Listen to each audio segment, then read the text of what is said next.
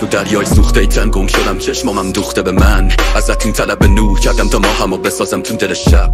ابر خوشاتون روش کتا به جوجه کلاکاتون دونه بدم وقتی ما دلمون صابون زدیم کلاف ساده راهشت بدون ای سر. اینجا که سکتا بشه نمیشتاسه پاس کن تو بندازه نون جالا بچه ای دوست شاهد وقت قالب پنیه به ملمارتون. عجب دنیا جبر و پاری چقدر برازندتون این سیاهی. تموم تاریکی های دنیا رو جمع بکنن چیزی این مستاق نیست. شما گواهتون نصاب گوارای دل خون و تقصیه کردم از سنگ واسه هم جمع شده جمعتون. گندم زاراج مستردن مثل به آتای مازرشم. نمیشه موند نمیشه رفت وقتی کل مرز متحدن. خبر رسیده از آوه یه دخمه که نادل بیماری آزم شهره. بشینید توی دیوارای قد شهر رو ببینید باشید شاهد مرگ. رفتیش تهدیدی نباشه فهمیدم باعث وهمه چون طبیعت نمیکنه طبقیت ساکم سنده باشه قائل ختنه به خیر. خبر رسیده از خونه های دورتون از دختر شاه پریون.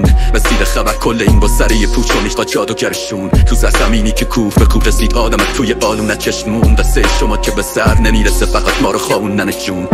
بزن کلاف پر خبر رسید نزاعت نشادتون و کلاف کرد. کماف ثابت از ثوابتتونم پیانتش بودید علامه ره. روسیا ترساج دیوز بودید که میکرد تو نمایش هست. وقتی شما به لوناتون میرسیدید اون بیدار تو هوای سرد. والا بشینید زیر بوم به گوش کی میرسه نهیبتون. شاید تو کنج عزلتش به پای برهنه پیر مرد پین دوز. بگو برین اون کلاف ته با که میزنید پر فراز سر ما. درخت و مزیم به پروانه هان وقتی پنیرتون دهاش از منار. روی کدوم دیوار انتقام تصویرتون زده از قاب اکسبر. کلاب از برکمون قهر بکنه یه ماهی منفعت آبدت جمع. تو چشم پیله خالی نگاه کن بشین رو شاخه شاپر کم. بشین و بشناس دل خونه پرنده هایی که پشت میلبزن.